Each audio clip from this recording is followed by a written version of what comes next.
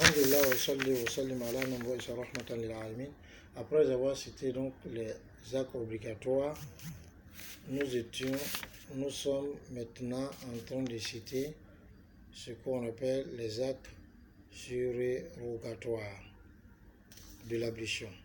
Et parmi ces actes surérogatoires, on a cité le siwak, le Quran, on a cité le fait de dire Bismillah. On était au point qui est le fait de laver les 2 mains 3 fois. Bien sûr, si la première fois a suffi. Quatrièmement, le fait d'exagérer dans le istinshaq. Aspirer l'eau par les narines et rejeter. Rasul a dit sallallahu alayhi wa sallam dans le hadith de Laqid bin Sabira, Balik fil istinshaq illa an takuna sa'ima. Aspire l'eau autant que tu peux par les narines, à moins que tu ne sois en état de jeûne. Troisième des choses, taqlil al-lihya al-kathifa.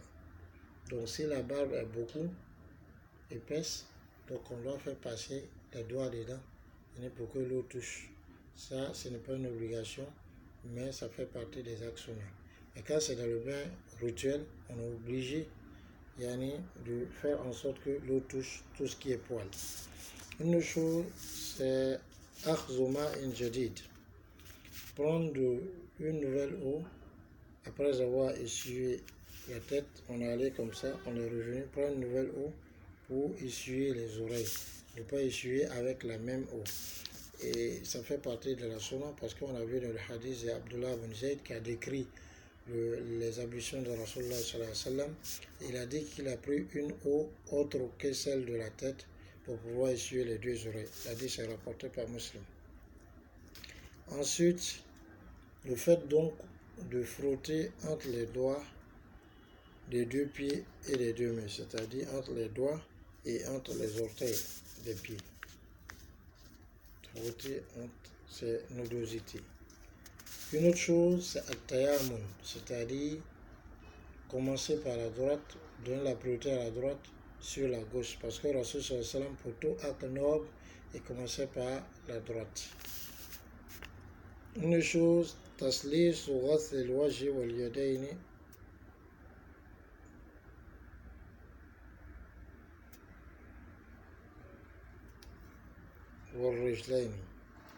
Alors, le fait donc de laver 3 fois le visage, les 2 mains et aussi les 2 pieds, ça fait partie de la sunna. Parce qu'il y a eu des fois où Rasul a lavé le visage une fois, et les 2 mains une fois, les 2 pieds aussi une fois. Une autre chose, c'est le dhikr qu'on fait après les ablutions. Le dhikr qu'on fait après les ablutions. C'est-à-dire, Rasul dit sallallahu alayhi wa sallam, ما منكم من أحد يتوضأ فيسبغ أو فيبلغ الوضوء ثم يقول أشهد أن لا إله إلا الله وأن محمدا عبده ورسوله إلا فتحت له أبواب الجنة الثمانية يدخل من أيها شاء رواه مسلم. Il n'y a pas quelqu'un parmi vous qui fait les ablutions, comme il se doit, il est parfait. Et ensuite, à la fin, il dit, je témoigne qu'il n'est point de divinité digne d'être adoré en dehors d'Allah, et que Mohammed sallallahu alayhi wa sallam est son prophète et son messager et son serviteur, sans que les 8 portes du paradis ne lui soient ouvertes pour qu'il entre par celle qu'il voudra. L'hadith est rapporté par Muslim. Chers frères et sœurs, voici un peu ce que on avait à voir sur les sunnahs, les actes surrogatoires de l'ablution. Quant à ce qu'on appelle nawaqid al-wudu, c'est-à-dire les actes qui annulent les ablutions, il y a ce qu'on appelle al-kharij min as-sabilayn, ce qui sort de 2 orifices, c'est-à-dire le postérieur, donc l'anus, et puis le sexe, comme l'urine, comme vent, comme excrément, comme maniou, comme maziou.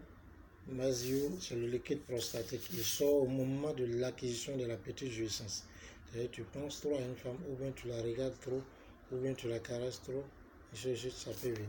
Il y a le wadiou, qui est un liquide blanc épais, qui sort après l'écoulement de quoi?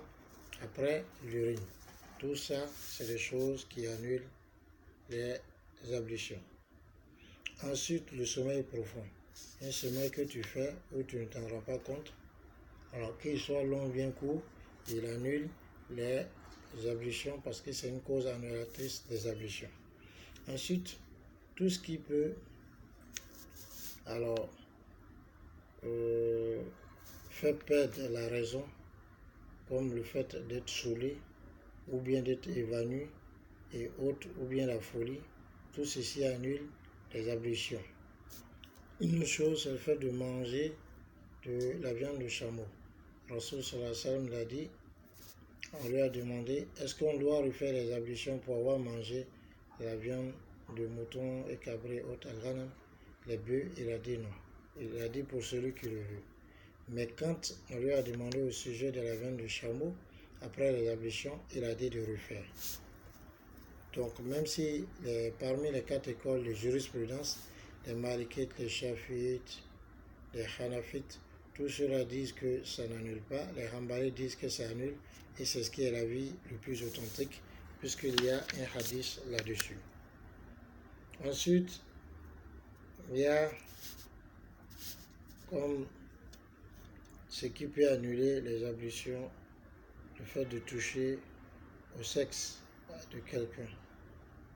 Mais en réalité, quand on touche à son sexe, ou bien à un sexe, si on touche ce sexe avec l'intention d'un désir, alors ça annule les ablutions. Mais si ça a touché par inadvertance, ou bien on n'a pas l'intention d'avoir un goût, ça n'annule pas. La preuve de cela, c'est que Rasul a dit sur le salam, celui qui a touché à son sexe, qu'il fasse les ablutions. Celle qui touche à son sexe, qu'elle fasse les ablutions.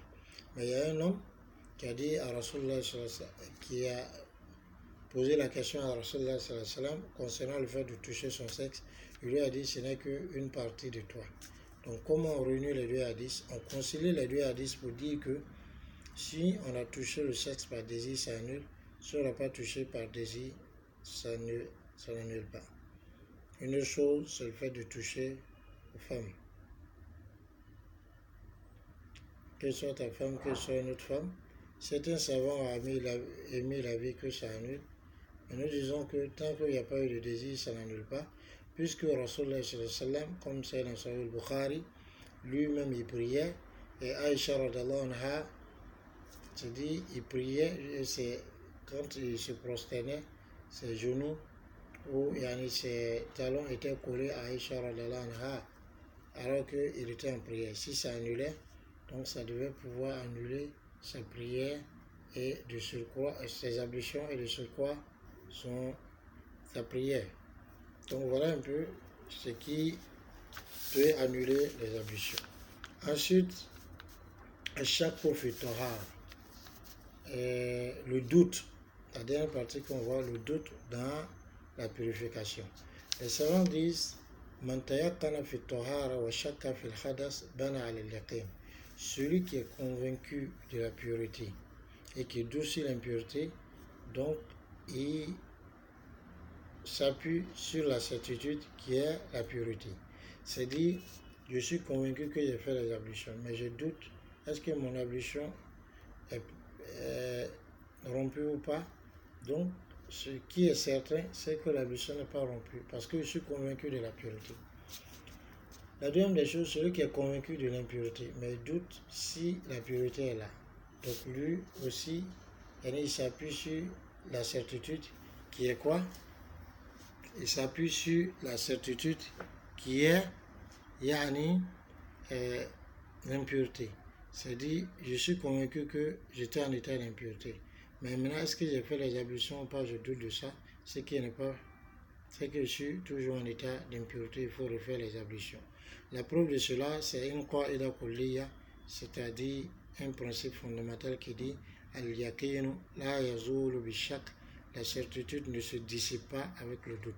De même, dans le hadith unanimement reconnu authentique, quand l'homme a dit à Rasulullah qu'il entend quelque chose dans son ventre, comme s'il avait pété ou pas, Rasulullah a dit de ne pas sortir de la prière jusqu'à ce qu'il entende une voix ou bien il sente une odeur.